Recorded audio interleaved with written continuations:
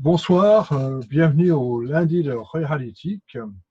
Et pour cet cinquième épisode, nous allons écouter Jean-Yves Nguea qui va nous parler sur la thématique alerter et protéger la population, sa population, si on est maire d'une communauté rurale ou d'une agglomération. Jean-Yves, je vous passe la main. À vous. Bonjour et merci, Nicolas. Merci de me donner l'opportunité d'aborder ces sujets. Et puis on va faire une conférence autour de ce thème. C'est un thème qui revient en tout cas en cette rentrée, qui revient parce qu'il y a des problématiques liées à la météo et on le regrette tous les ans et c'est toujours très compliqué. Il y a également des crises, il y a un tuilage en réalité des crises et des événements qui ont lieu sur les territoires. Et ça touche tous les territoires, absolument tous les territoires, les petits comme les moyens, comme les plus grands. Et donc, ces thèmes-là sont importants et on va pouvoir les citer. Donc là, pour ce qui est de mon intervention, et je vais parler au nom de ma société, hein, qui est Aeropolis, et je vais dire quelques mots là-dessus. Ce qui va être important, c'est qu'on suive et qu'on fasse le porte-parole d'une méthodologie avant de parler d'un outil, parce que les gens sont libres de prendre l'outil qu'ils veulent, mais ce qui est important, c'est de réfléchir ensemble sur les façons de faire et vraiment la méthode, les méthodes qui est au centre de tout. Et après, on peut discuter, débattre et faire évoluer cette méthode. Ça, c'est le plus important avant d'aller voir les outils. Ceci dit, on va quand même illustrer par deux, trois visuels.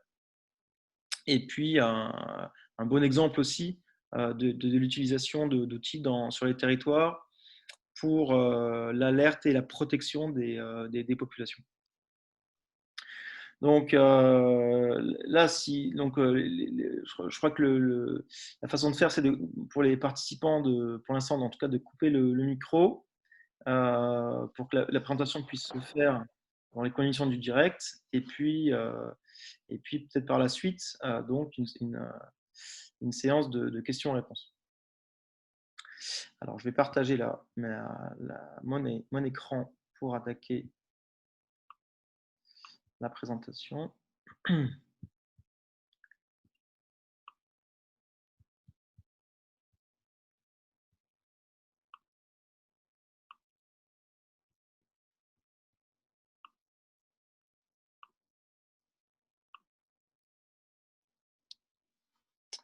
Voilà.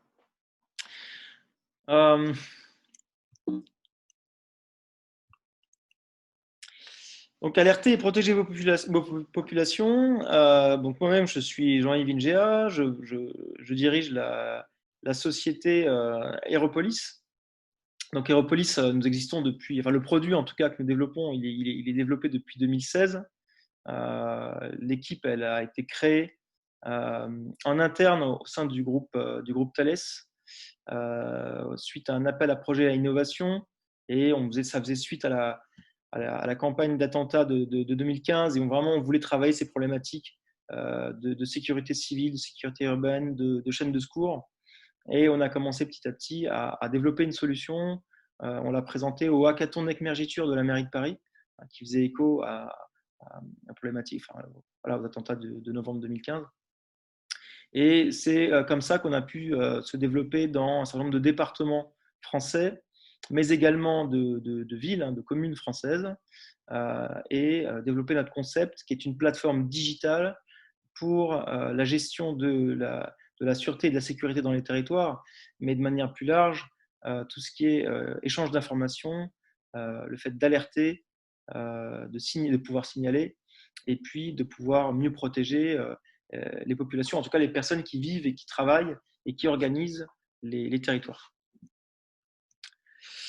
Donc, la première chose et le premier point en guise de préambule, c'est que alerter et vouloir protéger, c'est une partie intégrante de la communication, d'un plan de communication.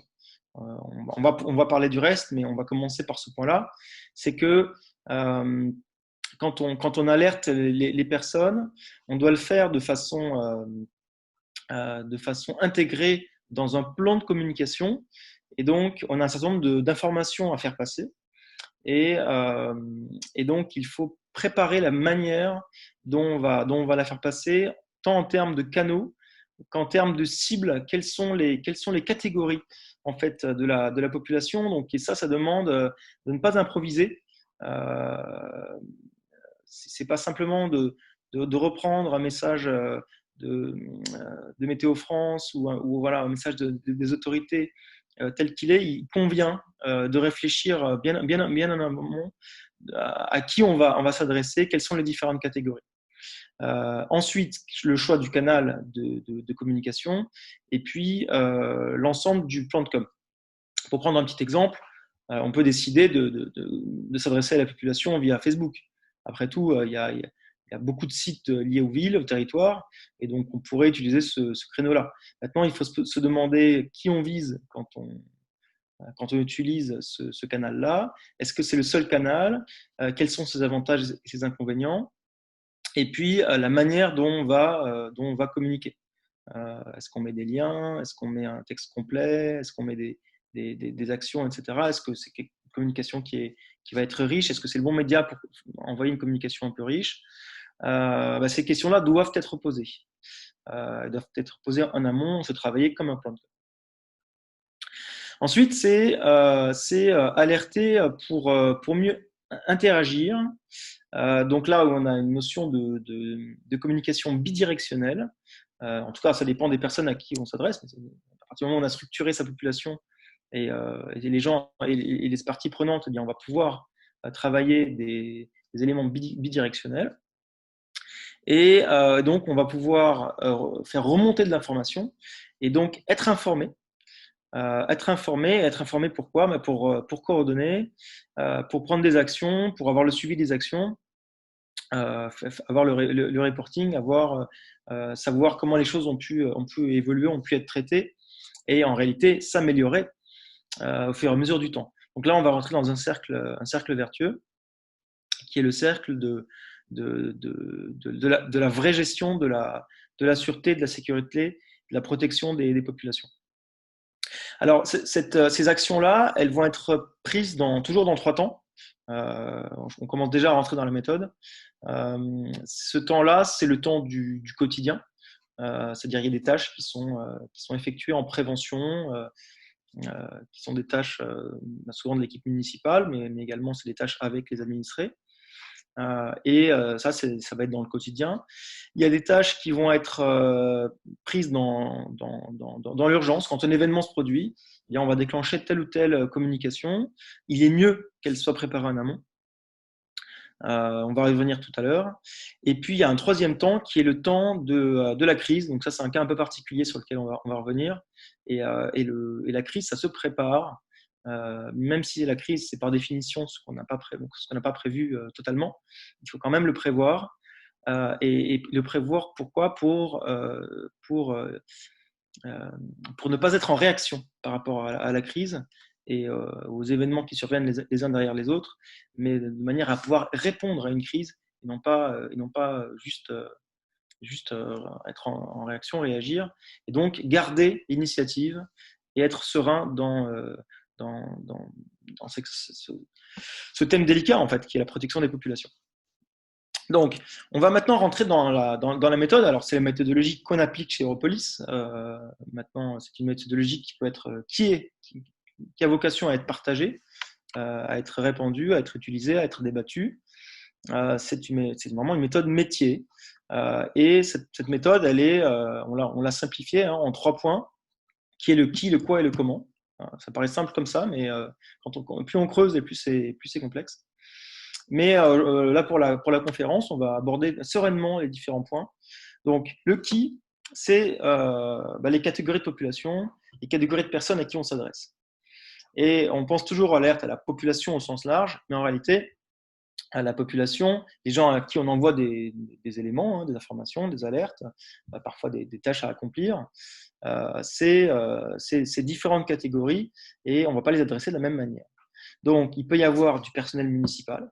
Donc, personnel municipal, quand on est élu, quand on est le maire, on fait travailler ces gens-là, donc on a une responsabilité vis-à-vis d'eux. Et donc, on a un certain nombre d'informations, peut-être plus riches, plus complexes, à leur faire passer. Il y a les élus eux-mêmes, les élus entre eux, des intervenants. Donc, ça va être les différentes parties prenantes sur un territoire qui sont en mesure, ça peut être de l'associatif, ça peut être du bénévolat, ça peut être en tout cas voilà, des intervenants qui vont pouvoir agir sur le territoire. Et donc, eux, on va peut-être adapter le type d'alerte qu'on va leur propager parce qu'ils ont besoin d'avoir le bon niveau d'information pour pouvoir ensuite actionner des choses. Ça peut être donc des référents de quartier, ça peut être des commerçants de quartier. Il peut se passer des choses dans certains quartiers, pas dans d'autres. Et donc, il faut bien réfléchir à savoir à qui on s'adresse aussi pour ne pas alerter à tout va et puis finalement rentrer un peu dans une cacophonie. Donc, le deuxième point, et on va les approfondir par la suite. Le deuxième point, c'est le quoi. Donc, c'est identifier de quoi on va parler en réalité. Donc, c'est les événements. Quels sont les différents événements qui peuvent se produire? On peut les imaginer, on peut les identifier. Il y a des sites gouvernementaux, etc., qui sont très bien faits pour ça. Quels sont les risques en fait auxquels le territoire est soumis? Comment on peut classer un signalement quelconque? Donc, on va préparer une classification des différents signalements. On a reçu un coup de fil, on a reçu un mail, on a reçu un témoignage.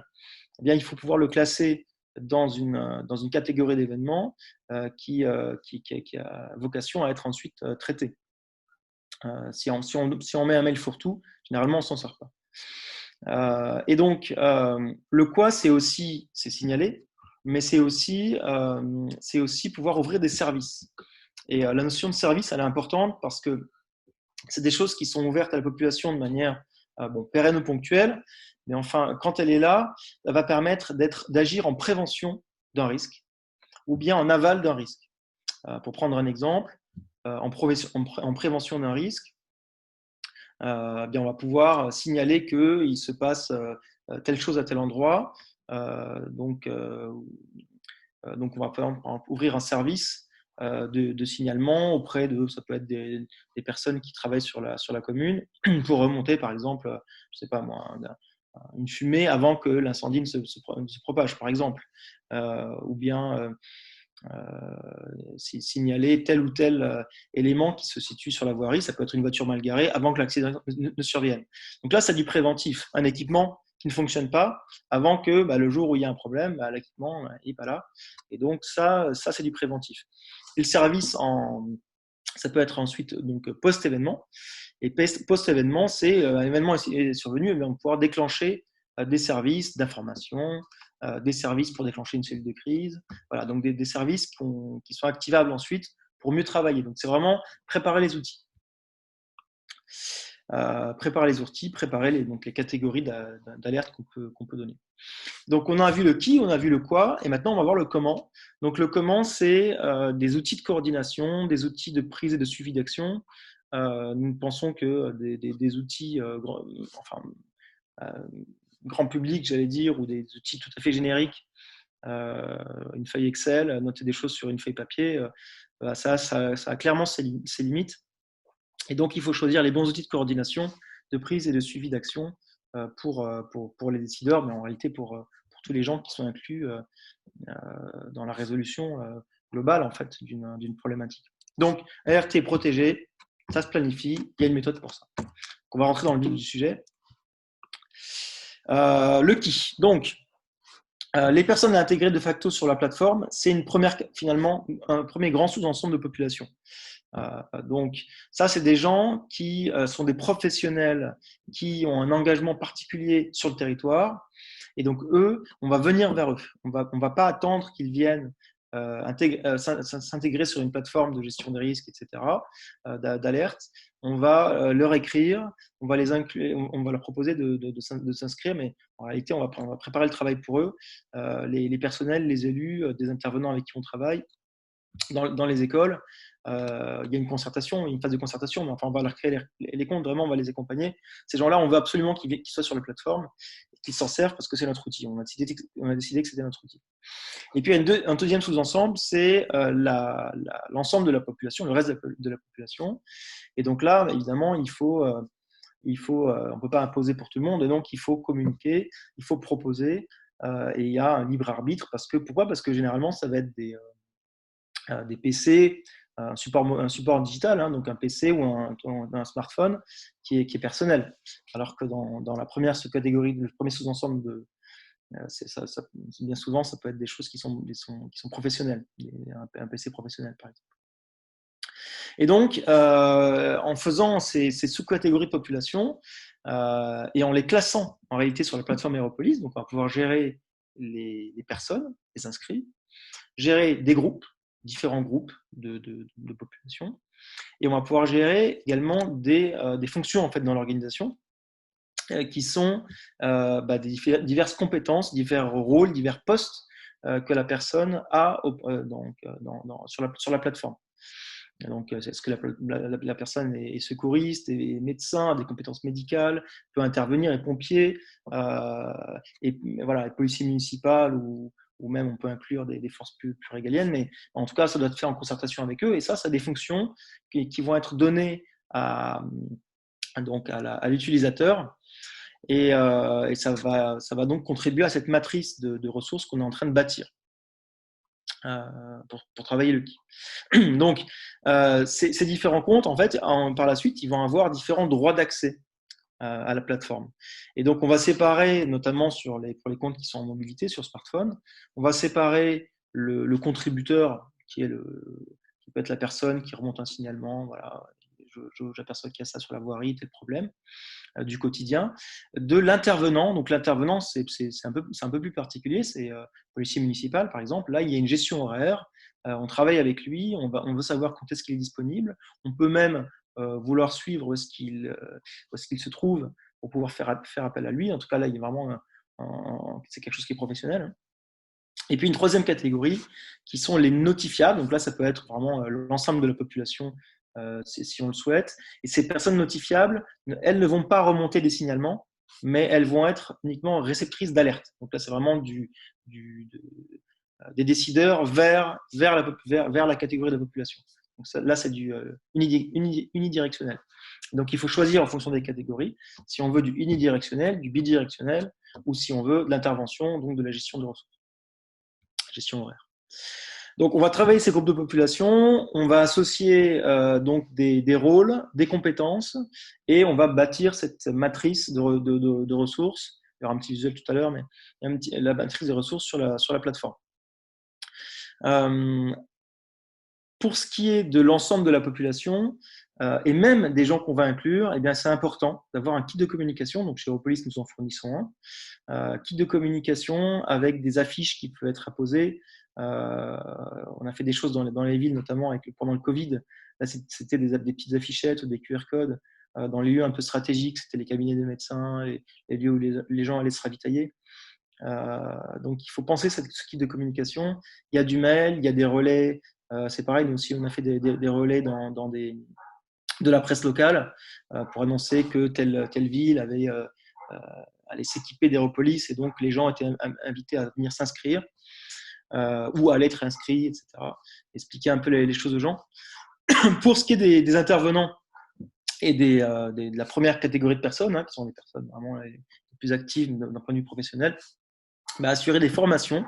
Donc ça, on va transmettre nous des supports de formation, on en donne aussi, mais on va plutôt former les formateurs pour que les gens puissent se servir des outils de manière tout à fait sereine. Et enfin, le dernier point, c'est prévoir un plan d'exercice extrêmement important. On s'entraîne à évacuer un bâtiment, par exemple. Là, c'est la même chose. Il peut y avoir des alertes typées exercice. C'est important d'en faire régulièrement. On peut même gérer des évacuations d'écoles, des PPMS, exercices PPMS avec l'outil Aeropolis.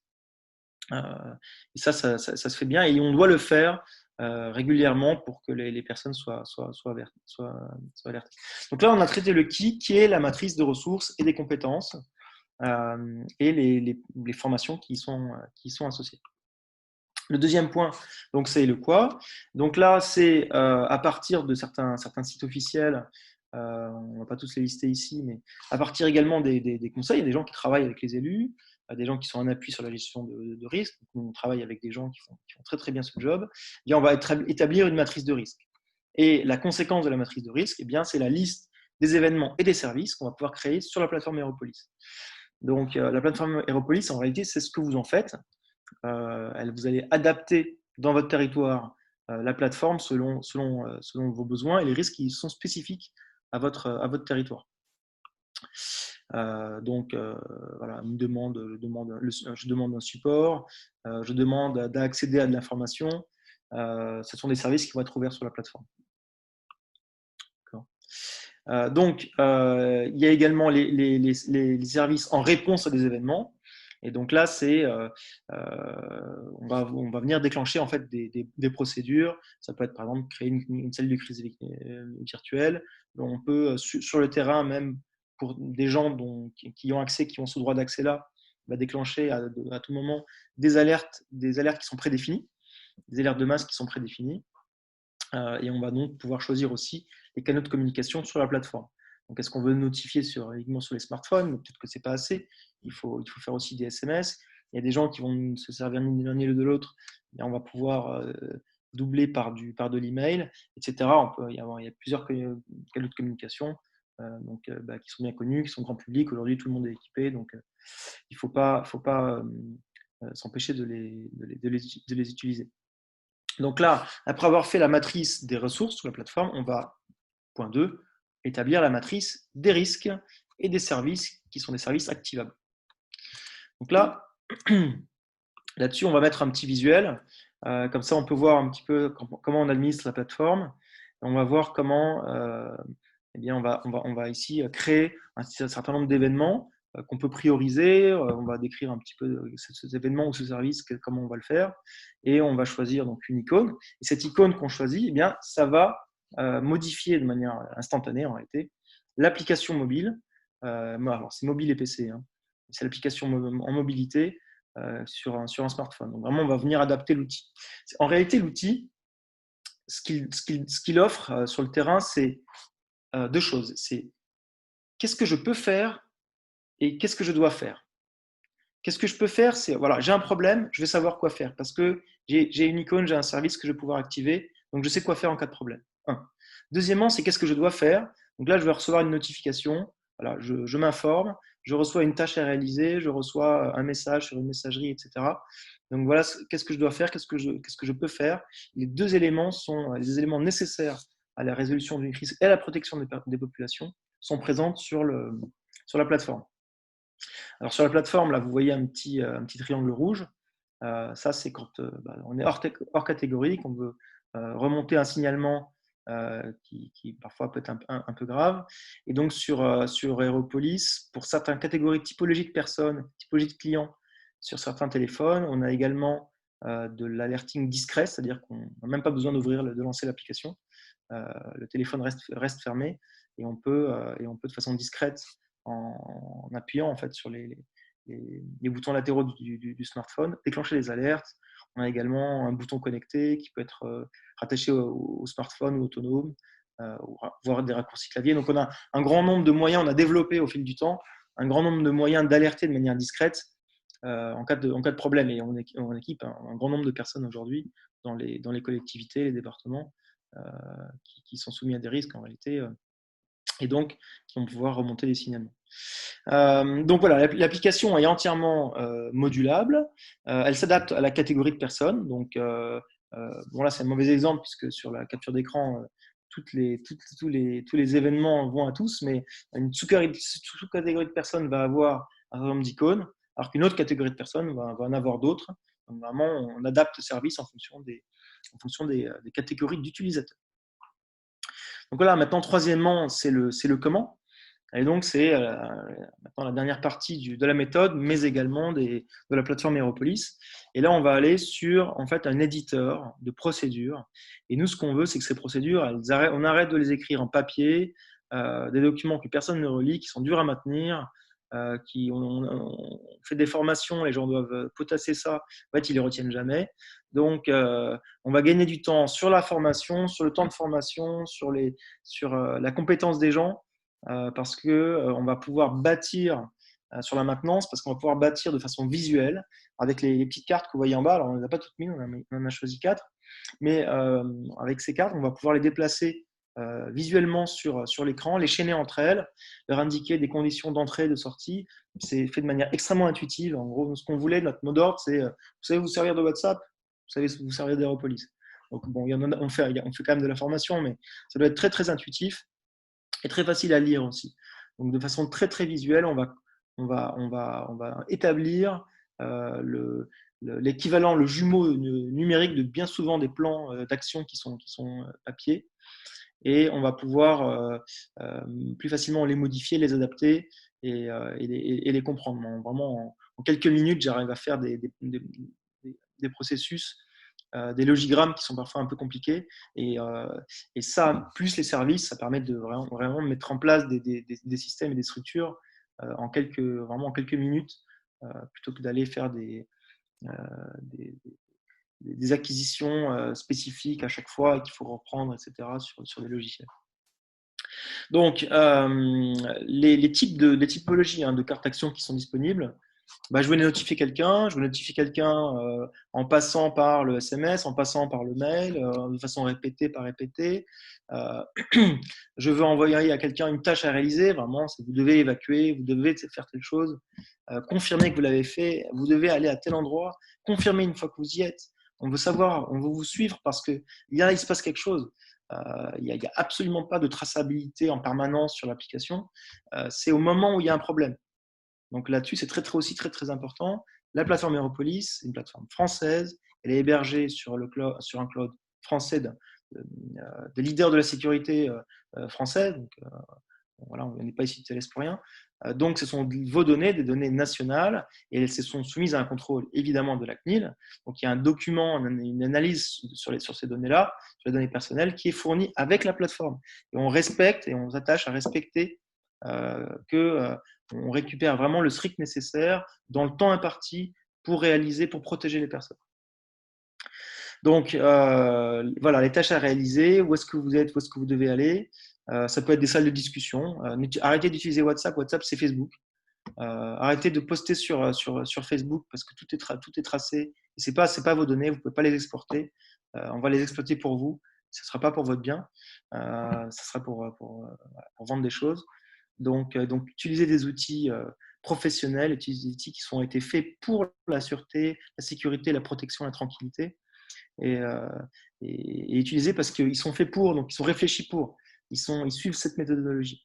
Voilà. Donc, est-ce qu'on veut envoyer des questionnaires, accéder à des questionnaires, des formulaires pour remonter un équipement défectueux? Ça va être un formulaire, prendre une photo, répondre à 2-3 questions en mode QCM rapidement.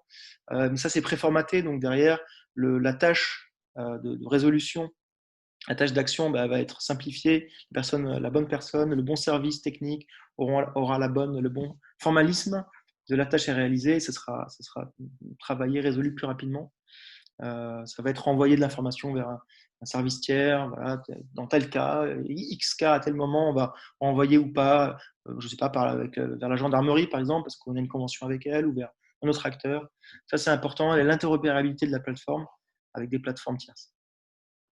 Donc, c'est vraiment, encore une fois, de la personnalisation. Une fois qu'on a personnalisé qui, le quoi, on personnalise le comment, la façon de faire, qui est la façon de faire qui est propre à un territoire. Donc,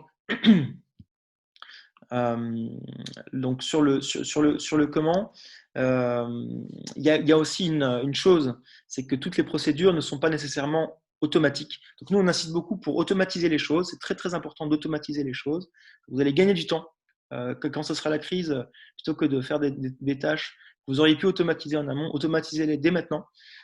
Et quand il y aura une crise, attelez-vous et donnez la priorité aux tâches que vous n'aviez pas pu automatiser et que vous devez faire sur le moment même. Mais pour les alertes qui sont en dehors de cette classification, de cette automatisation possible, eh bien, vous allez remonter des signalements du terrain et vous allez les brancher à une interface qui est fournie dans la plateforme. Vous voyez là, donc c'est une interface de supervision qui peut être installée dans un CSU, un centre de supervision urbain, ou alors un centre de télésurveillance privée, parfois c'est le cas. Donc nous, on a des partenaires avec qui on travaille, qui font ce job. Et on va pouvoir échanger les personnes sur le terrain, que ce soit selon les catégories de personnes, hein, encore une fois, le fameux premier qui. On va pouvoir remonter à cette plateforme de supervision des informations par la voix, le texte, des photos, de la vidéo, localiser les éléments. Et donc, c'est un ensemble plus riche, parce que parfois, quand on au téléphone, on dit des choses, bah, la réalité, quand on essaie de la décrire comme on peut, de situer où est-ce qu'on est comme on peut. Bah, il y a des moyens modernes aujourd'hui, le smartphone fait plein de choses. Il y a plein de choses qui vont être remontées automatiquement, rapidement, pour donner les pleines informations à la supervision, qui va pouvoir mieux comprendre donc, la nature des problèmes et activer les bonnes procédures. D'accord. Et sur cette même plateforme, donc, vous allez gérer la partie intervenant. Donc, on va pouvoir tout de suite faire le lien entre la remontée d'informations du terrain et les intervenants qui vont agir tout de suite sur des problèmes par exemple, de sécurité. Parce qu'on sait qu'il voilà, y a une équipe qui n'est pas loin, qui est disponible, etc., qui est compétente pour intervenir. Et puis ça peut être dans les heures, les jours qui suivent, parce qu'on a ouvert un ticket incident auprès de services techniques, par exemple. Donc, ces procédures, elles doivent être préétablies, simples à comprendre, simples à lire, automatisées, simples à maintenir et aussi à activer. Et ça nous amène pour alerter et communiquer, sur le fait de bien communiquer, informer sa propre organisation avec une application qui va devenir donc professionnelle, qui est la vôtre, qui vous ressemble, qui permet également de mieux communiquer vers l'extérieur, parce qu'on a mieux géré notre com et notre degré de connaissance de l'information déjà en interne avec des outils clean. Donc on va pouvoir être un vecteur de nouvelles fiables et confirmées par le terrain. On ne va pas avoir des bruits de terrain et en fait, ce n'est pas les bons, là, on n'a pas pu les vérifier. Là, on a tous les moyens pour pouvoir le vérifier.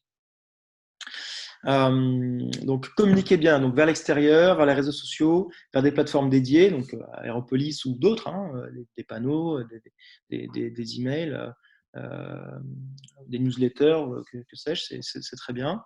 Et puis, faites-vous le relais des dispositifs nationaux. Donc là, on donne quelques exemples que je ne vais pas relire. La plupart sont connus, mais là, vous avez quelques exemples que vous pouvez noter qui sont très bonnes, en fait, que vous pouvez activer. Voilà. Donc, il y a des choses qui ont été faites parfois en temps de crise. Hein, par exemple, là, c'était le Covid, le confinement. Des choses qui ont été mises en place, donc ils ont des choses nouvelles. Tenez-vous au courant et pouvez les intégrer, mettre des liens, tisser des passerelles vers Aeropolis. Et donc, vous allez générer un certain nombre de données qui sont donc, les vôtres, pas celles d'une compagnie tierce. Et donc, vous allez avoir des différentes typologies de données que vous allez récupérer.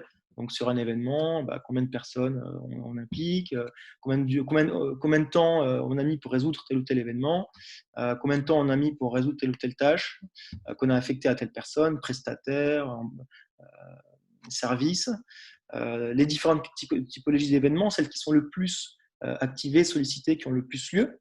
Et vous allez mieux connaître votre territoire et donc rentrer dans ce cercle vertueux, on va aller vers de l'amélioration continue. Et l'amélioration continue, également la prise de décision, elle est simplifiée grâce à différentes vues statistiques qui sont présentes sur la plateforme Aeropolis, qui sont des vues textuelles, donc voilà, c'est même exportable en Excel, en tout type de format. Voilà textuellement les informations, cartographiques, voilà, sur ma carte du territoire, où ont eu lieu tel problème, chronologique, voilà, dans le temps, dans la résolution dans le temps, on a eu tel problème à tel moment, il s'est passé ça, on a activé ça, etc.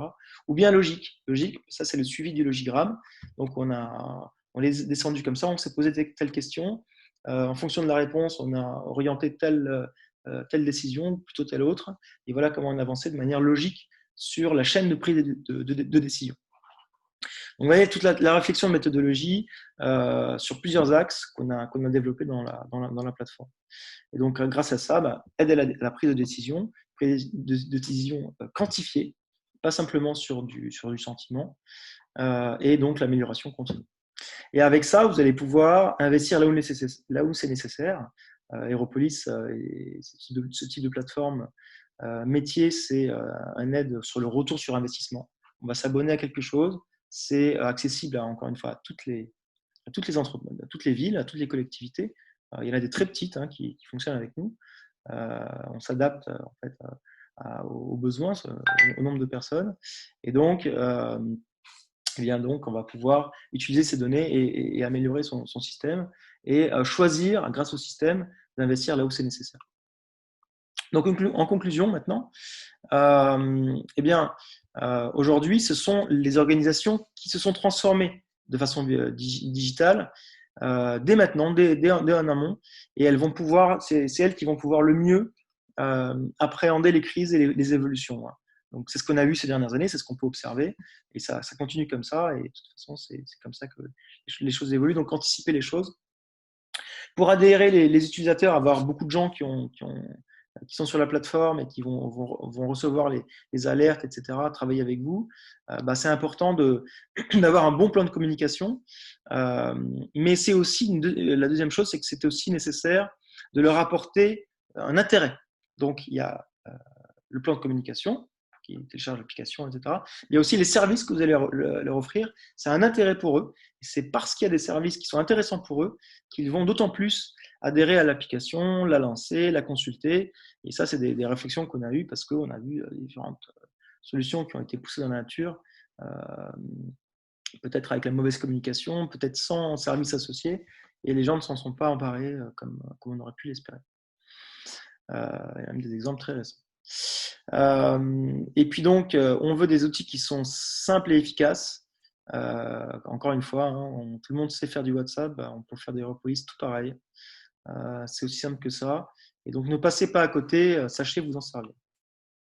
Voilà. Donc là, vous avez quelques petits visuels sur la plateforme, comment on travaille les procédures de façon visuelle, comment on a un suivi du terrain, et puis les différents visuels dont on a parlé. Et puis un exemple, on a parlé d'un exemple autour du terrain. Eh bien, on a, avec une ville en particulier, on a travaillé pendant le confinement, pendant le Covid. Donc, on a lancé dans un journal local le plan de com, dont on parlait tout à l'heure, mais pour pousser l'application. Et donc, dans cette ville, on a ouvert un certain nombre de services face à la situation de confinement. Notamment, la ville avait mis en place une cellule psychologique. Bien, la population pouvait faire appel à un support psychologique. Elle pouvait également activer donc différents services, notamment pour les personnes âgées, pouvoir commander des plateaux repas pour être livrés, etc., diminuer les risques d'infection. Et voilà, l'accès également via Aeropolis au QCM, qui était le QCM du ministère de la Santé, mais pour de l'autodiagnostic. Et puis, on pouvait demander un appui à la mairie, à la collectivité, si on avait besoin d'un coup de main pour tout ce qui était un peu sanitaire, savoir quel médecin, etc. Donc, c'est vraiment des choses très, très particulières qu'on a montées vraiment en quelques heures. Ça nous a pris une demi-journée de travail de fond sur le métier. Et derrière, on avait l'application qui allait bien pour cette population-là, adaptée à la taille de la ville et à la typologie de crise. Voilà pour le rétexte, l'un des rétextes qu'on a pu donner. Donc là, vous avez toutes les informations pour nous contacter. On se fera un plaisir de réfléchir à ça avec vous et de vous apporter les bons exemples, les bonnes pratiques, et d'apporter à votre population les services et la protection dont on a besoin. Merci Jean-Yves pour cette excellente présentation. Donc, moi, je retiens en fait, il y a plein de niveaux dans alerter et protéger. Il y a aussi informer et prévenir. Que ce soit au niveau national, que ce soit au niveau départemental, régional, ou au niveau de la commune. faut-il que les élus, que les décideurs aient cette information et qu'ils la mettent en œuvre, et la chaîne de commandement. Parce que pour lancer une alerte sur une population, il faut que quelqu'un prenne la décision. Or, il me semble qu'en France, comme dans d'autres pays européens, il y a une démarche. On alerte, on prévient quelqu'un d'autre. À un moment donné, il faut avoir la bonne personne pour déclencher l'alerte. Comment on peut remédier à ça et quels sont à peu près les délais entre déclenchement d'une crise? Moi, je suis à la limite d'une zone Céveso, j'ai une grande réserve de gaz en bas de ma ville, je suis en haut d'une colline et je suis vraiment à la limite. Comment se déclenche, quel est le délai entre le moment où il faut alerter une population et l'alerte réelle? Ma conviction et la conviction d'Aeropolis, c'est que on doit diminuer, avant de parler de la population, mais on doit diminuer la boucle entre l'événement, son signalement, la remontée de l'information, et puis la décision, et puis l'action. Donc cette boucle-là, il faut essayer de la comprimer. C'est des concepts un peu issus du monde de la défense, mais ça marche très bien aussi pour ces cas-là, ces cas de crise. Et donc, il faut faire en sorte, il faut se préparer à ce que les informations, les gens aient l'habitude de remonter de l'information et que les informations au plus tôt soient remontées et puis au plus tôt puissent être classifiées, catégorisées, regroupées, présentées aux décideurs pour que le plus vite possible, ils puissent mettre en place un plan d'action. D'accord. Maintenant, ce plan d'action, il va inclure un certain nombre d'étapes qui sont des étapes internes, qui sont des étapes de vérification, qui sont des étapes d'intervention, etc. Et dans ce plan, l'un des maillons, ce sera d'alerter la population. Et le faire trop tôt en ayant chanté un peu le fait d'aller peut-être vérifier l'information ou d'isoler le problème, bah ça peut être contre-productif parce que typiquement, on peut diriger la population vers une évacuation vers le mauvais endroit parce qu'il y a un individu qui est là, par exemple, hein, qui rôde, qui est dans tel quartier, et donc on va le diriger vers le mauvais endroit. Alors, il faut mettre les gens en sécurité, et donc il faut savoir vers où les envoyer. Donc quand on envoie l'alerte, j'allais dire l'alerte générale, il faut être bien sûr d'être au bon niveau dans son plan de décision. On a eu les bonnes informations du terrain, on a préparé un endroit où on va pouvoir envoyer les gens. Et la seule chose, alors ça évidemment ça dépend du contexte, la seule chose par rapport à ça, c'est que le moyen technique ne doit pas être un frein. Il ne doit pas être une des causes pour lesquelles on s'est trompé, on l'a fait trop vite, on l'a fait mal, on a communiqué à mal escient. Le technique doit bien trouver sa place, doit savoir trouver sa place dans cette chaîne-là de décision. Tout à fait. Et je crois aussi qu'il faut que la population soit au courant de quoi faire. Bon, tous les mois, c'est une vieille technologie, tous les mois, on a une sirène qui se déclenche parce qu'il faut bien tester les sirènes. Et tout le monde sait que c'est le premier mercredi du mois et que ça dure un certain temps et que ça se finit par un signal long. Maintenant, c'est un système qui fonctionne très bien. Je ne sais pas exactement comment il se déclenche, je me souviens plus exactement quels sont les différents signes. Je crois que 3 coups, ça va être un risque chimique, 4 coups, ça va être un barrage, et 7 coups, c'est une bombe nucléaire qui nous tombe dessus. Mais le 7e, on n'en entend pas parce que le bombe a déjà explosé. Mais ça c'est une vieille technologie qui fonctionne bien, parce que même si on a ces systèmes d'alerte pour la population elle doit savoir que ça existe et à quoi ça correspond. Et j'ai découvert quelque chose récemment en préparant notre session d'aujourd'hui. C'est ceci, je vais essayer de l'afficher à l'écran maintenant.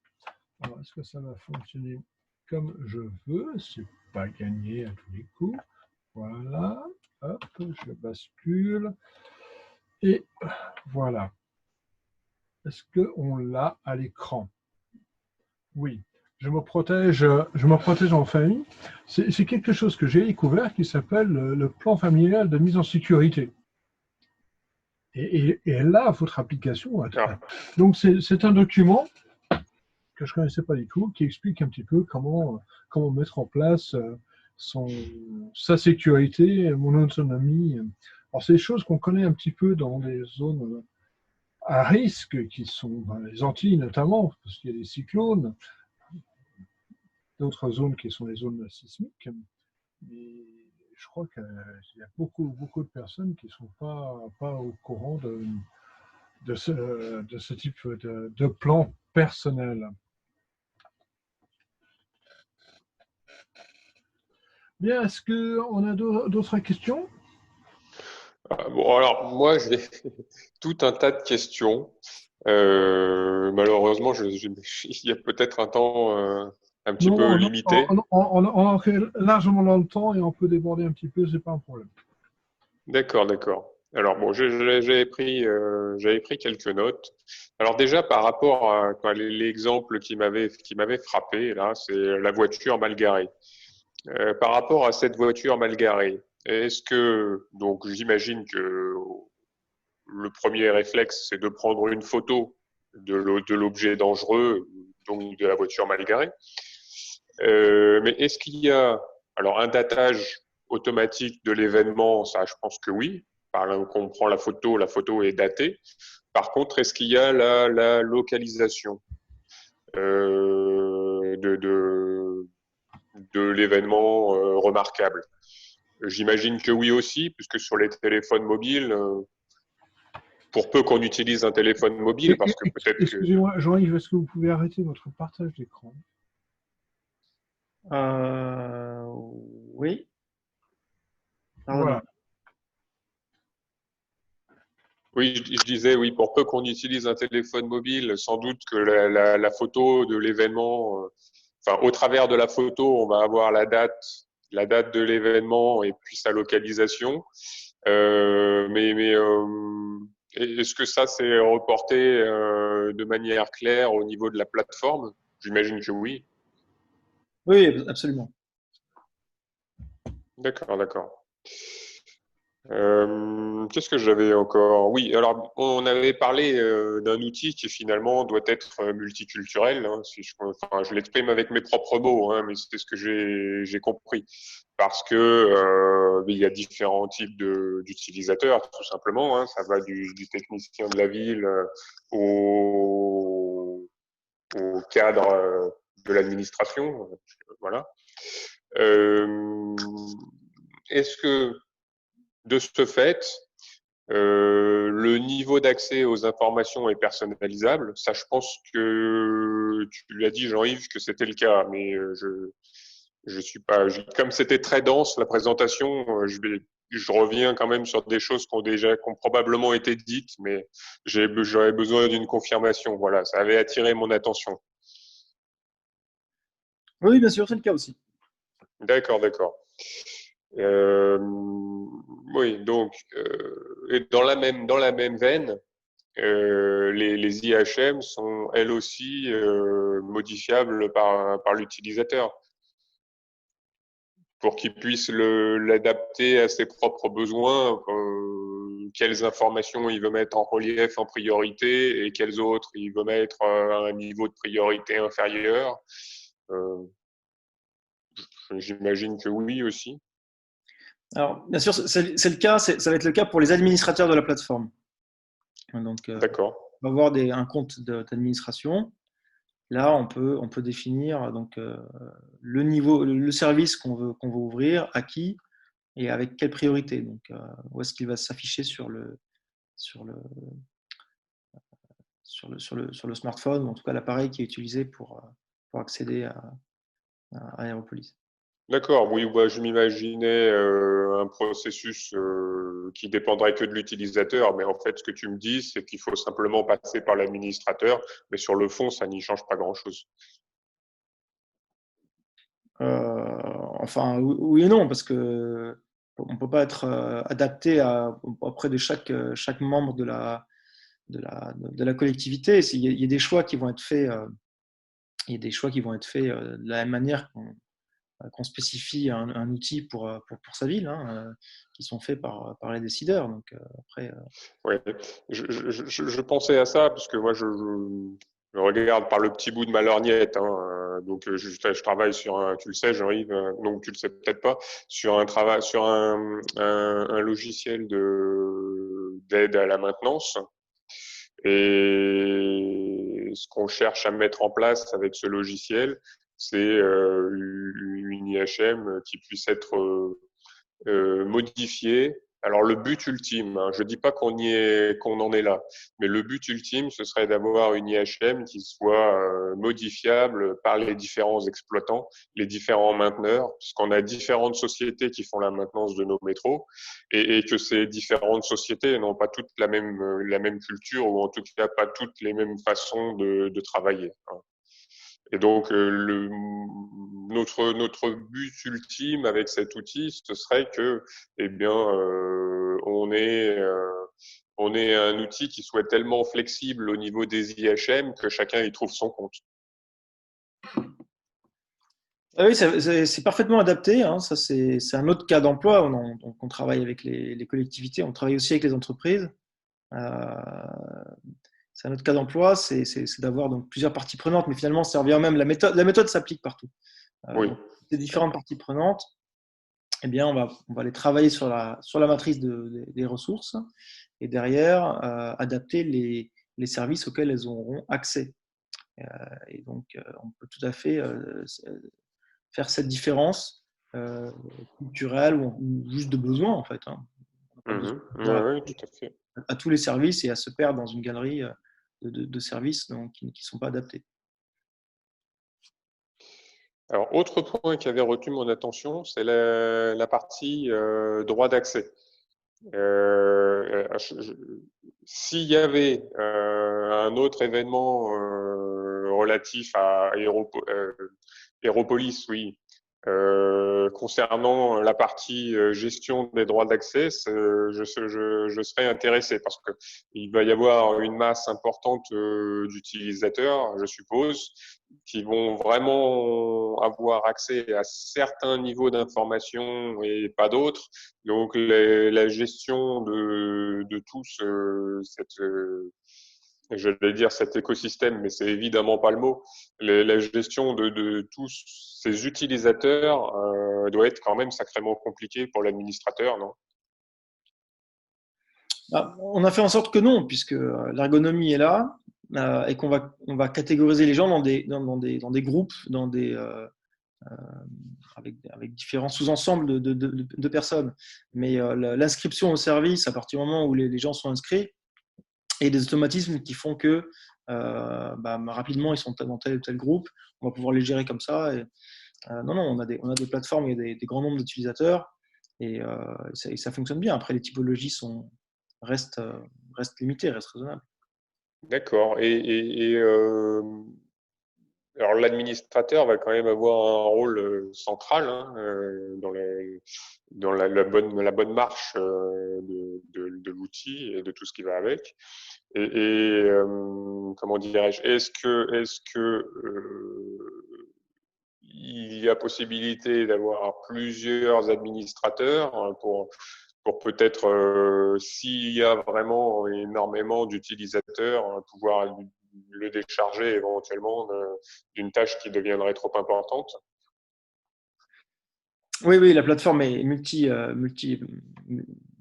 multi-administrateur et multi-personnes. C'est bien géré aussi. Et puis surtout, il y a une phase de formation, d'accompagnement qui est fait par Aeropolis. Donc, on a des ressources chez nous qui sont dédiées à ça. Avec tout ce qu'il faut pour permettre aux différents administrateurs de se coordonner ensemble pour éviter des situations de va-et-vient. J'accorde les droits et puis ensuite notre administrateur repasse derrière et puis dit bon bah non finalement les droits je les accorde plus et oui ce genre de situation quoi. Ouais. Ok, ok. Alors, je m'étais demandé au cours de la discussion, je ne sais plus quel était le contexte. Hein, alors, tout ça est un petit peu dénué du contexte. Hein, je suis désolé. Je le dis comme ça m'est venu. Hein. Par rapport au déclenchement d'alerte, est-ce qu'il y a un déclenchement d'alerte automatique sur image de vidéosurveillance, par exemple? Est-ce que c'est quelque chose qu'on peut envisager ou pas? Oui, la plateforme dispose d'une ce qu'on appelle une interface, une interface technique, qui peut être travaillée avec des intégrateurs pour s'interfacer, pour échanger des informations avec des équipements tiers. Mais ça, c'est des sujets qu'on va aborder, qu'on va aborder au cas par cas, qui ne sont pas des sujets généraux. Mais tout à fait, hein, c'est des choses qu'on fait déjà. Aujourd'hui, on travaille C'est-à-dire que l'outil avec peut s'interfacer. L'outil oui, peut on travaille. s'interfacer sans problème avec des logiciels de reconnaissance vidéo ou ce ce genre de choses. Alors, la reconnaissance vidéo, ça, c'est un débat dans lequel nous ne rentrons pas. Et aujourd'hui, ça n'est pas le cas. Il faut bien sûr être très, très prudent sur ce qu'on annonce et ce qu'on développe euh, de manière générale et en Europe en particulier. Donc évidemment, nous, on choisit les bons intégrateurs, qui sont des intégrateurs qui sont bien en vue, bien connus et qui sont bien présents déjà sur les territoires pour faire des choses de manière constructive et surtout dans le respect de ce qui peut être accepté, de ce qui convient aussi à la culture européenne. Bien, on est quasiment à 18h36, donc peut-être encore une question. Alors, une question. Alors, dans ce cas-là, je vais relire la suite de mes notes et puis sélectionner une question parce que sinon, effectivement, ça risque de prendre un petit peu de temps. Alors, juste une minute pour regarder ce que j'ai. Oui, alors il y a une question qui rejoint. Cette question, je me la suis posée déjà pour d'autres cas. Tu nous as bien parlé, Jean-Yves, de la sécurité du cloud, sachant que les serveurs sont des serveurs hébergés, c'est peut-être pas le mot, mais enfin, situés en France. Mais qu'en est-il de la sécurité des liens de serveur à serveur ou en tout cas de l'utilisateur vers les serveurs? Les données circulent en chiffré, tout simplement. Il y a D'accord, des données qui vont circuler en clair. d'accord. Bon, bah écoute, hein, ça répond bien à une partie de mes questions. Puisqu'on se voit bientôt, écoute, on aura peut-être l'occasion d'en discuter plus longuement. Vous aurez l'occasion d'en discuter.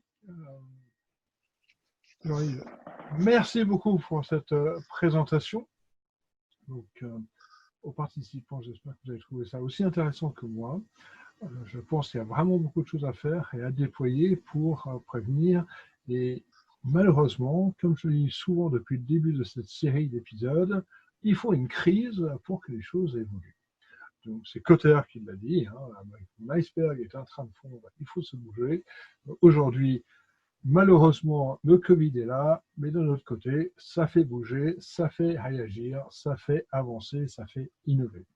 Voilà, donc je vous souhaite une excellente soirée et puis à la semaine prochaine pour la prochaine Ruralitique, les lundis de Ruralitique.